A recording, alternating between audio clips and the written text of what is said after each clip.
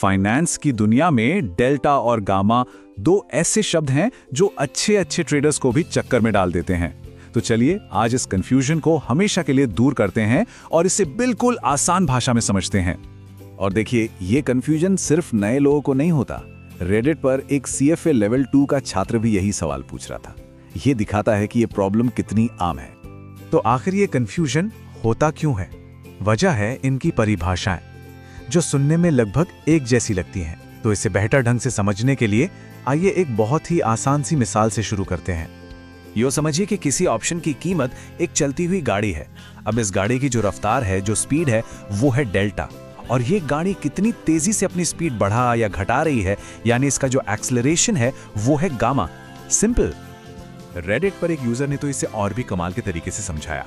उन्होंने कहा, सोचिए आप स्टॉक प्राइस की सड़क पर गाड़ी चला रहे हैं, तो डेल्टा आपकी स्पीडोमीटर की वो सुई है जो स्पीड बता रही है, और गामा ये बता रहा है कि वो सुई कितनी तेजी से घूम रही है। और अगर आपको एक बिल्कुल सीधा टू द पॉइंट जवाब चाहिए तो एक और ट्रेडर का नजरिया सुनिए।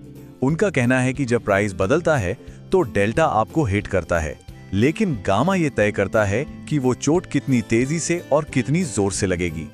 तो इन मजेदार मिसालों के बाद अब जरा इनकी किताबी परिभाषाओं पर भी एक नजर डाल ही लेते हैं, ताकि कॉन्सेप्ट पूरी तरह क्लियर हो जाए। तो सबसे पहले डेल्टा।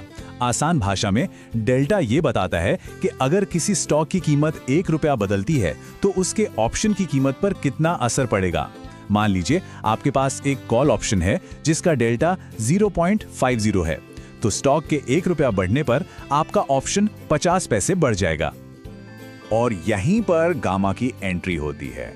गामा डेल्टा के बदलने की रफ्तार है। मतलब गामा ये बताता है कि स्टॉक की कीमत में ₹1 का बदलाव आने पर डेल्टा खुद कितना बदल जाएगा। याद है ना, एक्सेलरेशन।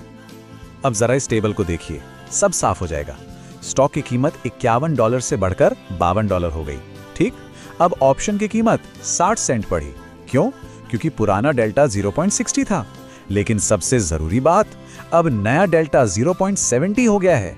डेल्टा में ये जो 0.10 का उछाल आया ना, बस यही तो गामा का खेल है। ठीक है, ये सब थ्योरी तो समझ आ गई, लेकिन असली दुनिया में ट्रेडर्स इस जानकारी का करते क्या हैं? इसका प्रैक्टिकल यूज क्या है? यहाँ एक बहुत ही एडवांस्ड और दिलचस्प स्ट्रैटेजी सामने आती है, जिसे कहते हैं गामा स्कैल्पिंग। इसका आइडिया बड़ा स्मार्ट है। ट्रेडर्स क्या करते हैं, वो एक ऐसा पोर्टफोलियो बनाते हैं जिसका गामा शुरू में 0 या न्यूट्रल हो। अब जैसे ही स्टॉक का प्राइस थोड़ा सा भी ऊपर नीचे होता है, गामा बदल जाता है। तो ट्रेडर फौरन ऑप्शन खरीदकर या बेचकर गामा को वापस न्यूट्रल ले आते हैं, और बस इसी खरीद फरोख्त के बीच वो बाजार के छोटे छोटे मूव से मुनाफा निकाल लेते हैं। लेकिन कहानी यहीं खत्म नहीं होती। जब बड़े बड़े खिलाड़ी, मतलब हेज फंड्स और इंस्टीट्यूशनल ट्रेडर्स इस खेल में उतरते हैं, तो यही गामा एक बहुत ही ताकतवर चीज बन जाता है, खासकर ऑप्शंस की एक्सपायरी के टाइम। जैसा कि नवनूर बाबा बताते हैं, एक्सपायरी के पास आते आते गामा किसी भी हेज फंड का सबसे बड़ा हथियार बन जाता है। सिटाडेल और मिलेनियम जैसी बड़ी बड़ी कंपनियां इसी का इस्तेमाल करके मार्केट से एक सिस्टमैटिक तरीके से पैसा बनाती हैं। मतलब जो चीज हम जैसे लोगों को बाजार का शोर या अफरा तफरी लगती है, वो असल में एक पैटर्न है।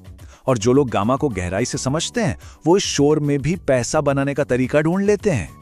तो चलिए, अब तक जो कुछ भी हमने समझा है, उसकी सबसे जरूरी बातों को फटाफट से एक बार दोहरा लेते हैं। तो बस इतना याद रखिए, डेल्टा है स्पीड और गामा है एक्सेलरेशन। डेल्टा बताता है कि कीमत कितनी बदलेगी और गामा बताता है कीमत के बदलने की रफ्तार कितनी तेजी से बदलेगी। और यही छोटी सी बात प्रोफेशनल ट्रेडिंग स्ट्रैटेजीज की बुनियाद है। तो आखिर में एक सवाल के साथ आपको छोड़ जाते हैं। अगर डेल्टा वो खतरा है जो आपको सामने दिख रहा है, तो क्या गामा वो छिपा हुआ खतरा है जो अगले ही मोड़ पर आपकी गाड़ी की रफ्तार को अचानक से बढ़ा या घटा सकता है?